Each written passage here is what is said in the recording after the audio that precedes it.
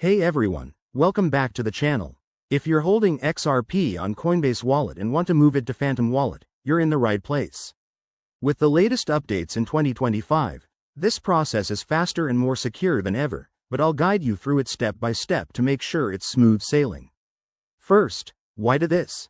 Phantom Wallet is great for advanced DeFi features, and transferring your XRP can open up new opportunities in the crypto world. Let's jump right in. Step 1. Make sure you have both Coinbase Wallet and Phantom Wallet installed on your device. Download them from official sources if you haven't already, and log in to each one. Step 2. Open your Coinbase Wallet app or website. Navigate to your dashboard and find your XRP balance. Tap or click on it to select the asset. Step 3.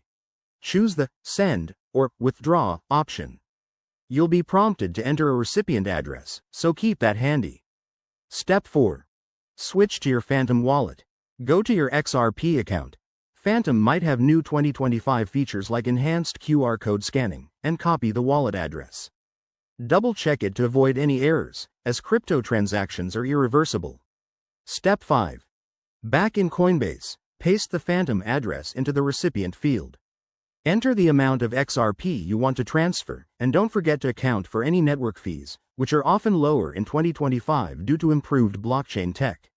Step 6. Review the transaction details carefully.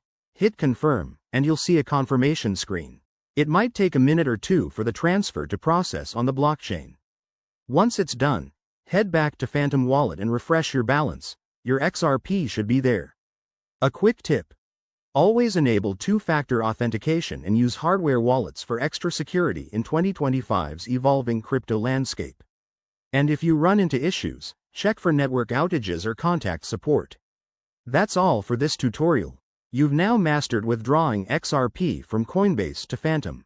If this helped, smash that like button, subscribe for more crypto tips, and drop your questions in the comments. See you next time.